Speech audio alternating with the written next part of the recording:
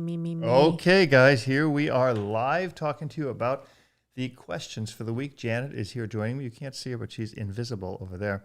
And she's going to be reading the questions, which you guys really, really like. So let's get started. Let's start with the first question. First question is from Scott. Hi, Robert. I bought a scent kit and want to know the best way to start my 6-year-old Catahoula on detection. Should I start with one of the scents? I watched your part 1 video, but prefer to have him searching for scents other than mine. Is it necessary to have him retrieve? I want him to alert to a scent rather than retrieve it. He loves the game of finding treats or the odd piece of clothing, not mine. Also, what's the best way to reward him without interfering in the process? Thanks. Well, if you're going to do a scent kit, you want to do you don't want to retrieve. You want an indication. Scents generally are an indicative exercise where a dog wouldn't bring the drugs back or the obviously explosives back, which are the things that the dog is generally searching for. Even if you're having a dog indicating on anything, it would indicate that there is the presence of that smell. So generally, I would take the scent kits. Usually come with these little plastic containers, the metal containers. You put a scent in it. You put whatever the reward is going to be, a treat, or you can use a ball, tennis ball. If the dog has a lot of ball drive, I usually do it with a toy, and put them both in the same box, and then have 3, 4, 5 other boxes that are empty. When the dog goes to the box that has the treat or the reward, whatever the reward is, you go and you mark it with a yes, and you open the box and you give him the treat. You do that over and over and over again, and then later what you'll do is you'll remove the toy or the reward from the box, and the dog will still associate the scent with that reward. And then what a lot of people do, especially explosive dogs or drug dogs, is they'll take the toy, they'll hold it in their hand, and when the dog puts his nose on that box, they throw the toy onto it. Hits the box, it hits the actual object, and the dog receives the reward that way. That's the real quick nutshell. We shot those videos. I need to put them up. I shot a series of scent detection videos that I can put up. But the scent kit is really good. Usually, what do they have? Like pine and a couple other scents. Cypress, birch, and stuff like that. So it's just teaching them to indicate on a very, very strong pine and birch. They're very, very strong scents. Drugs have a much, much lower scent content. With the exception of marijuana, which is the very, very first thing that people used to teach. Now everybody's teaching cocktails. So everything is with explosive. It's going to be a cocktail. It's going to be accelerant, which would be like, a black powder, TNT, C4 and stuff. Drugs, they're doing marijuana, cocaine, meth, and I think there's 2 other ones. So the cocktail way is a new way, but with the scent kit, you're going to probably just do 1 scent at a time. Anyway, we have a lot of questions. I can't go that long on it. Sorry. Okay, Alex says, hi, Robert. My 2 dogs and I moved from Connecticut to New York City last month. Alex and I just talked on the phone today, by the way. Oh, okay, good. Yeah, Alex and I just talked on the phone. So I'm hoping it might not cross paths, but let me read it and then I'll... Okay. One of them is having a hard time enjoying the outside. That's the Cocker Spaniel. Okay. She is hesitant to walk outside the door as well as the first block. It would take us 20 minutes to walk the first block from our apartment with my verbal encouragement and treats. She would generally be okay after the first block. However, she is also a lot happier to go home than to keep walking. Been feeding them outside only. Do you have any suggestions? Thank you. So we had a nice long consultation on this today, Alex, and I think you got the answer, but I'm going to just give a real quick nutshell because there may be other people facing this problem. So one thing you did do that was very, very good is that you fed the dogs outside. So you made being outside a good thing. Now in Connecticut, what the female is a Cocker Spaniel. So the Cocker Spaniel will be able to run around and chase rabbits and chase ducks into the water and stuff. So Cocker Spaniels are hunting dogs, they're spaniels. So they enjoy that action. Now you're living in New York City and you've done some really good things. Like you drove to New York City before you moved there, and he showed some parks in Brooklyn and Queens to get the dog used to the area. So you did all good things. But the one thing that I told you, 2 things. One is you have the dog on a harness, which I wouldn't do. And the second one is, and the reason he wanted the dog on a harness because he didn't want to drag the dog. And I said it's a lot less negative to drag the dog on a martingale than a harness because the dog will usually comply faster because it's more uncomfortable. And the other thing is I said just start walking. Don't talk to the dog, just walk. And don't keep treating the dog. Because I think what happened was too, you were treating the dog would walk a couple of paces and look for another treat, and then get another treat and walk a couple of paces. So you were getting into, setting the dog up to do something and then stop. So I said, just walk, and at some point during the walk, just reach out and give the dog a couple of cookies and just keep walking. Do not let the dog is happy. The dog will be happy. The act of walking is the reward in and of itself. That's what I said. So, but anyway, I hope that works. Okay, great. Lauren says, hi from Toronto. Been working on leash skills and getting focus outside with my 5-month-old Basset since day one. I live in a busy area. Hugo, isn't that cute? Hugo. I like Hugo. Hugo can walk in a focused heel for nearly a block if I reward, but prefers to sniff, obviously a hound, or run ahead. Also, if he sees a dog or a person excitedly comes up to him, he pulls and it's over in terms of focus. What can I reasonably expect at his age? I don't want to overcorrect if it's because he's just a puppy. He wears a martingale. Thank you. How old is the puppy? 5 months old. Well, 5 months old. The fact that the dog can, without distractions, walk a block is amazing. So I don't like to do a focus heel with distractions, right? When we do focus heel in competitive obedience or even protection dog sports, which still has a competitive obedience aspect to it, Jan is kind of ducking over to the side, and I'm just wondering why she's doing that. She doesn't want to be on the camera, but you're not on the camera. We really do it. It's a very sterile environment, so we're not really putting the dog up to that. Now, I like teaching a look command so that if your dog does get distracted, you can tell him, hey, look, and when he doesn't look, you can correct him. But asking a dog to walk, a 5-month-old especially, it's I don't want to say, I'm going to say it's crazy, but it's not like you're not crazy like crazy. It's like a lot. You're asking a lot of your dog. I would really expect him to walk 10, 15, 20 paces maximum with a good, and I mean a good solid focus heel like you see me doing with Goofy. But I wouldn't expect that much. I teach the dog a look command, but yeah, if the dog sees other dogs and stuff, don't make that a real negative. Like, don't overcorrect your dog for looking at another dog or wanting to play with another dog, because then you're going to get this crazy suspicion in the dog, especially as a young puppy. When he sees something that excites him, like he looks and he sees a dog and he starts barking, have a toy with you or some treats with you and go, hey, and when he looks back, you reward him for that. Make yourself more exciting than that, not more consequential. The consequential side of it will build suspicion into the dog, and that's where you're going to have your problem. So, did I answer the question? I think you did. Okay, I'd love to see a picture of that puppy. Yeah, he's me so too. cute. Yeah, it'd be really cute. Okay, AMIT O says, had my female German Shepherd dog for 5 years. She was always reactive to other dogs. I rescued a 2-year-old male German Shepherd dog 2 months ago. They got along fine. He was very calm initially and not bothered by other dogs at all. I worked with a trainer on loose leash walking, changing directions, etc. with both, and the female has become less reactive and anxious. But it seems like the male picked up on her old behavior and started being anxious and very reactive on walks and when introduced to new dogs. How do I help him? Thanks. Well, first of all, I mean, I don't know if you're walking them together or separately. I mean, I would certainly walk them separately until you get this whole thing worked out. A 2-year-old dog is going into this adolescent phase, which is what I was talking about with somebody else not too long ago. The adolescent phase is a phase where the dog is going to figure out fear and dominance. So he's going to figure out where he fits into this pocket, and he's definitely going to be pushing some buttons. He's going to try to see what he can push through. So if he's barking and lunging or acting fearful or anything like that, he's trying to figure out how he will mature into a dog. So you want to be strong. You want to be strong, but you want to be super fair in this period. So you don't put up with bad behavior, but you don't be punitive either, because the more punitive you are, the more your dog will sense that, and his personality will be molded around that kind of behavior. I would say walk him separately, get him to engage to you, get him to understand that there's consequences for bad behavior, rewards for good behavior. But overall, just cement this relationship. Getting a 2-year-old dog is not easy, because you're trying to figure out how to, figure out and fix what you don't know what happened in the past. So just,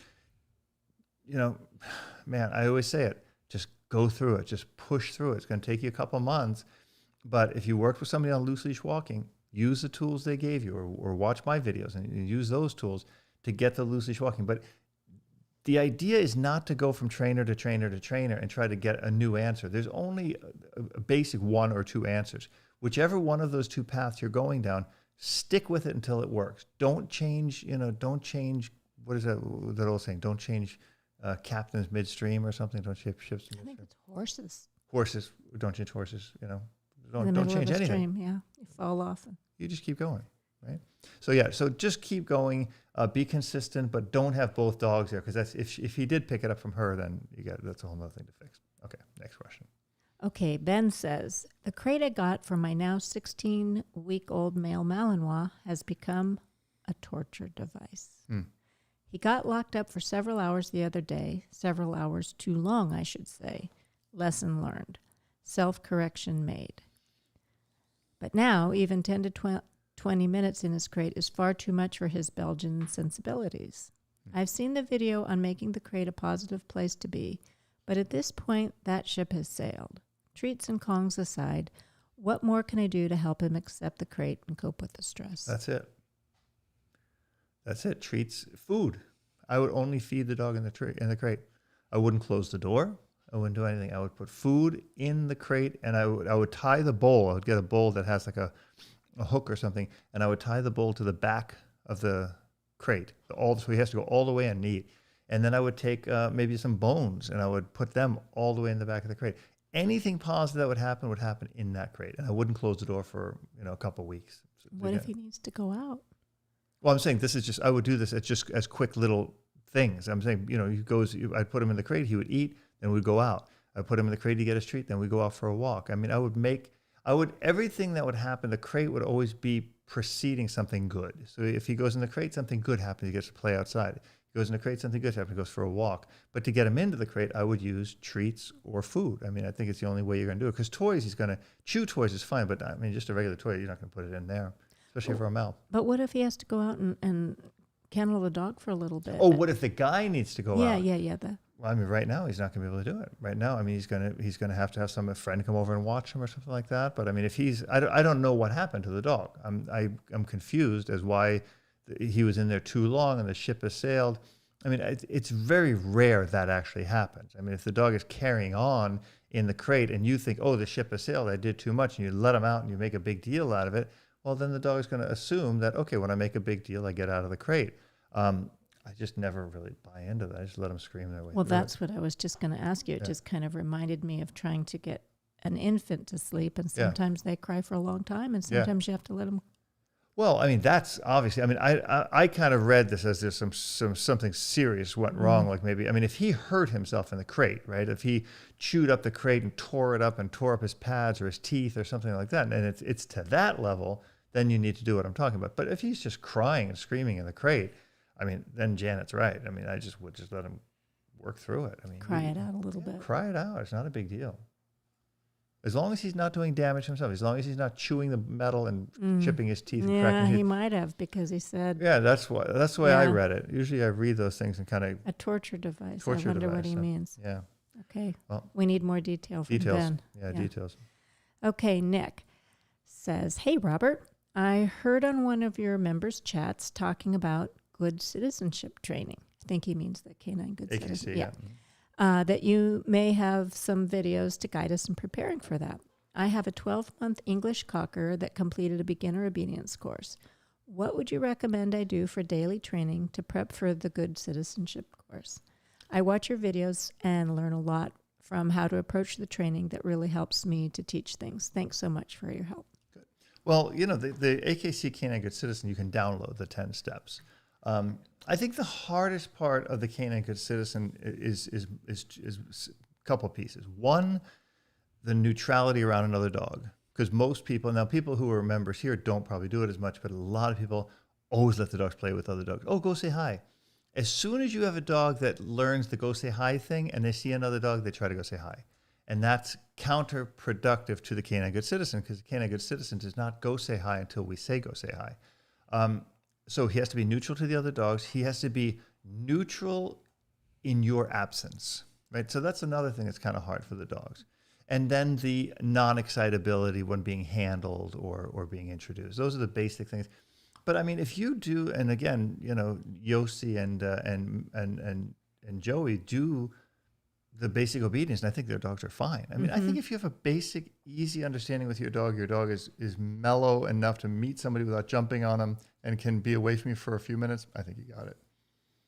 I think what's always hard about that canine good citizen test is being in a new location. Yeah. And the dogs tend to sniff and get a little distracted because it's not where they're used to But training. sniffing's allowed. Yeah. You know, they're okay to sniff. But yeah, I mean, if you can get your dog, you should expose your dog, especially a young pup, to different locations and different environments and different textures. So that's probably some good advice that you could do too. And that's just basic socialization, getting them out. They don't have to meet people when they're out. They just have to go out. Well, good luck to Nick. Yeah, good luck, Nick. Tristan says, "Hey, Robert, my 1-year-old Mal, Loki, always had an issue with barking in his crate." Kind of like the previous question. He's not a huge fan of it. He goes in for treats and Kongs, but when he finishes them, he wants out and will bark for up to an hour or two.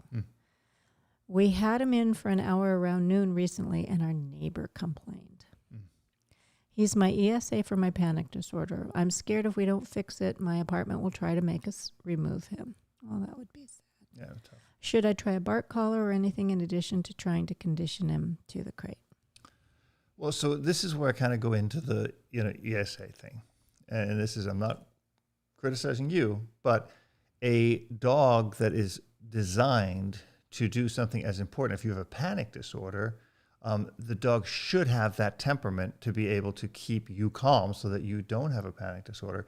And a dog that is frustrated or easily stimulated in a normal situation that stresses them out, sometimes it's not the right dog for that purpose. Like if you look at Jimmy, I can put Jimmy in a crate for 4 hours, he's not going to bark.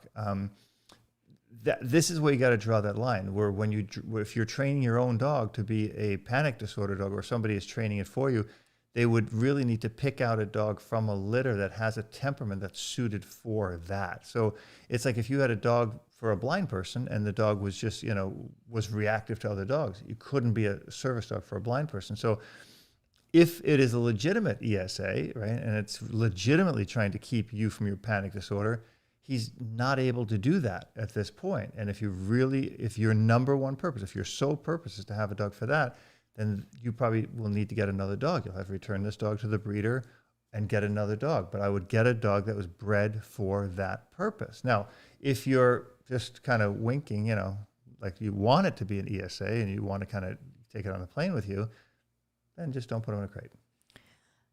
But would you recommend a bark collar? No. Or anything? Well, because he's an ESA. An ESA, you can't do that. You can't have a bark collar, because what if the bark collar goes dead and then the dog starts doing it? You can get a dog. How old is the dog? Well, the way I read this is that he's really concerned about his neighbors complaining about the barking, which I had that problem when with Bosman, and Boz had to send a lot of flowers to neighbors. He had to write a lot of letters of apology. And explained that he was a young dog and he was just learning his manners and he made a few mistakes, but he was working on it. Yeah.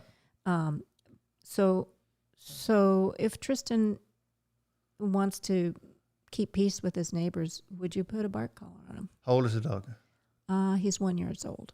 Yeah, at a year old you can put a bark collar on him. But again, I mean, I'm seeing it from the side of it's an ESA. If it's an ESA, we really don't use e-collars or bark collars on those dogs because they should genetically be set up for that. Now, if it's an ESA and you want to take the dog on a plane, you want to say it's an ESA, and I'm not slamming you. I don't know who you are, but you know who you are. So, a bark collar will work. Get a really good one. Get either the Sport Dog or get the Garmin bark limiter.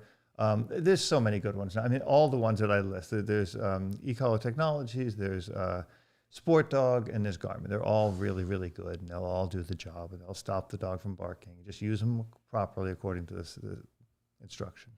Hopefully that will solve the problem. I hope it does. And again, my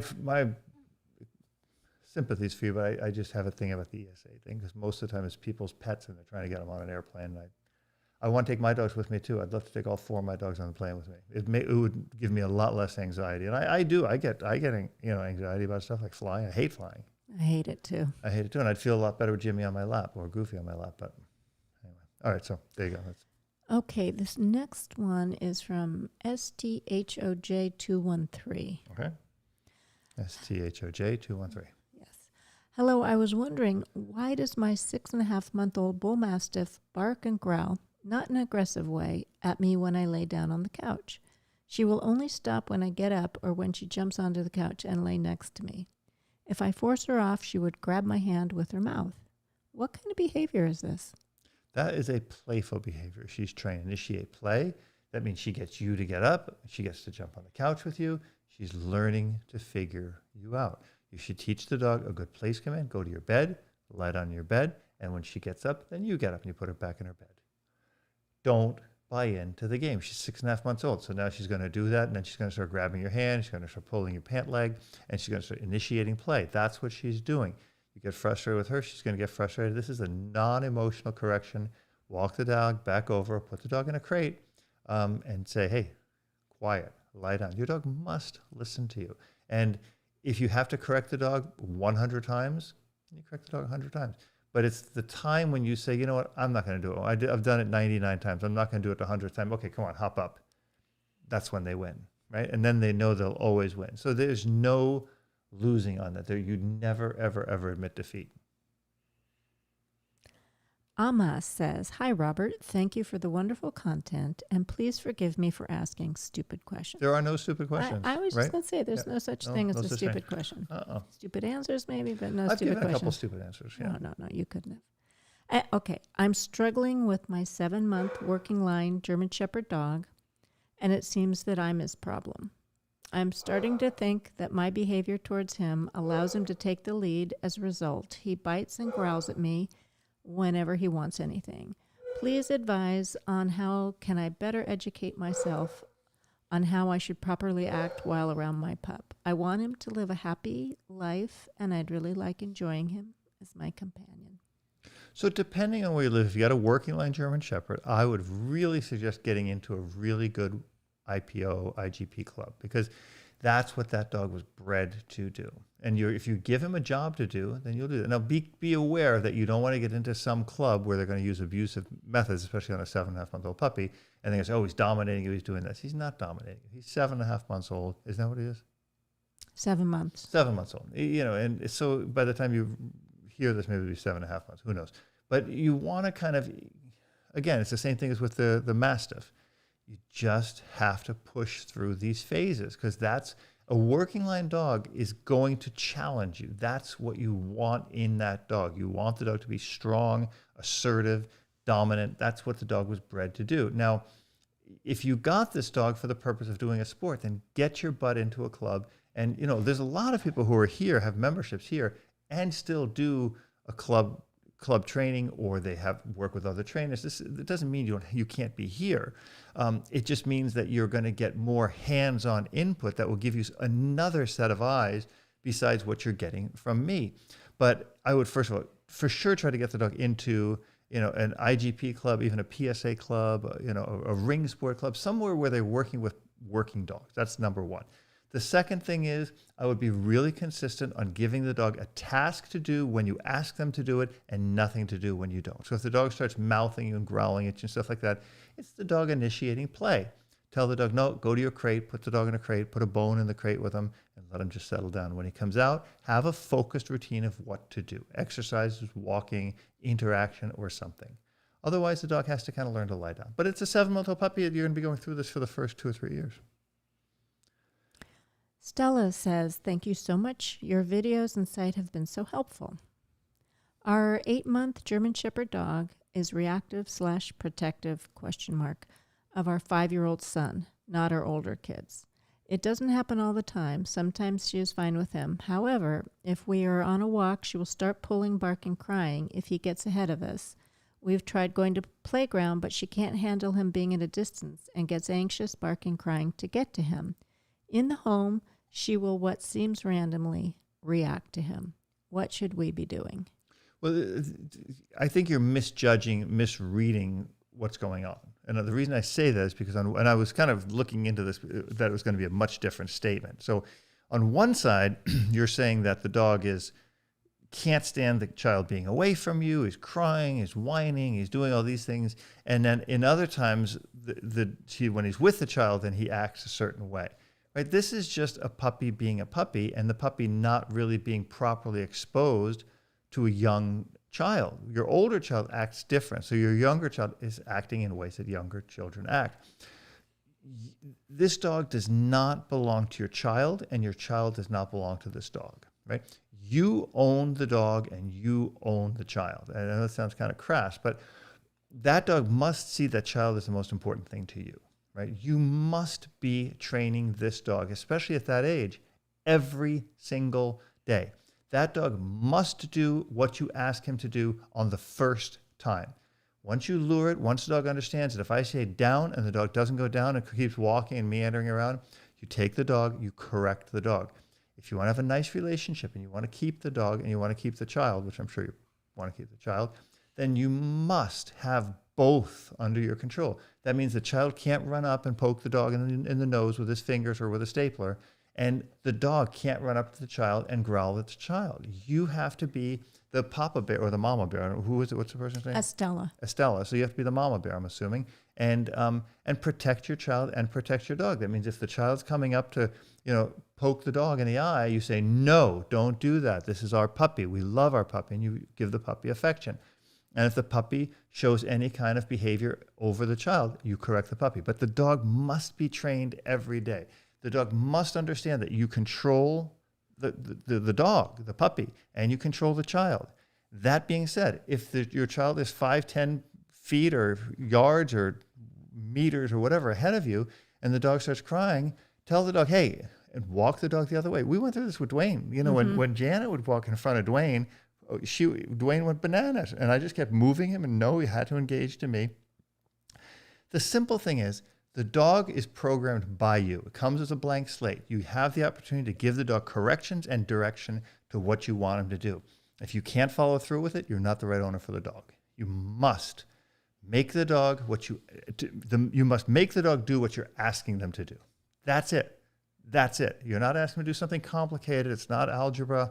It's sit, stay, come, leave it, and whatever. Look at me.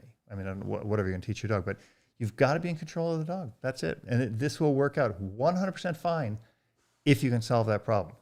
But it'll be a complete disaster if you don't. I think that's nerve-wracking for a mom of a 5-year-old because Sure. you're going to have young children over to play that maybe are completely unfamiliar with dogs. Yeah. And it's nerve-wracking. Well, I mean, the one thing, that's a very good point you bring up, especially being a mom. I wouldn't have this dog out if the 5-year-old has like a little play day or play day, whatever they call it. I would put the dog in the backyard, locked up so he doesn't accidentally show up and kids start coming because the dog is not properly socialized around this child, right? And I think it's probably because it's a young pup. A lack of structure. You're probably very busy with COVID and all this other stuff going on. You need to hunker down. If you're going to have a 5-month-old dog, because the 5-month-old dog miraculously grows into a 5-year-old dog. The dog is 8 months and the child is 5 years. Okay, so the 8-month-old puppy will grow into an 8-year-old dog, and the 5-year-old will grow into a 15-year-old. Then you have other problems. And you have a whole other problem. I'm not getting into that. I'm not counseling on that. Okay, Andrew N. says, hi, Robert, 2-year-old German Shepherd dog named Casey. We jogged together on a trail in woods on our own property. Oh, that must be nice. I'm trying to convince Janet that we should move to a place where we can do that too. She is leash trained and also recall trained. I use some time off leash on jog to work on recall and use static correction on recall as necessary. She is also on GPS locator collar for safety since remote. Good. A couple of times she sees a deer and literally takes off. Should I up static to way higher and correct her tendency to run after a deer, or do I just need to leash her? No. Well, yeah. Well, here's the thing. It's a great question, which you could take in two directions. I could say, no, you need to be responsible. You need to put the dog on a leash. You need to do this. You need to do that. I'm going to tell you the truth. At some point where you live, right, this dog's going to be off leash. And the prey drive, the predatory drive of a dog trumps everything else. It trumps every bit of your training and everything like that. And Janet's making that face. I said trumps. but it truly does. It really goes beyond everything. And if a dog has a high degree of prey drive, there is nothing. There is no cookies, no rewards, no clicking, no nothing that will break that. What will break that prey drive is a good verbal, and watch my corrections with Maya on the e-collar, but there's no prey drive there. There's nothing there triggering her prey drive. So it's a lower static correction, right? With something like a deer, it's one of the highest degrees of prey drive for a dog, unless it's like something like a coyote. That will be also very, very high. Up the static, up the correction, you'll need to go quite high.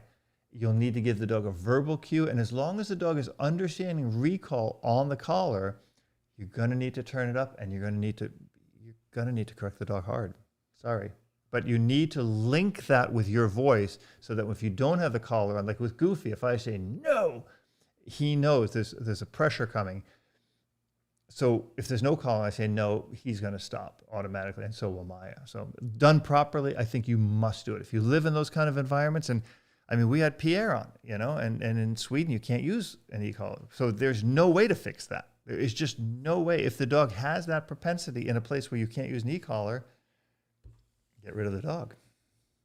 And by the way, if that dog chases that deer and gets out in the woods and a bear gets a hold of it or something, or anything, you got a problem. Or he trips under, breaks his leg, I certainly would fix it. Dwayne farted. Sorry, I'm not supposed to say that on camera. All right, next question.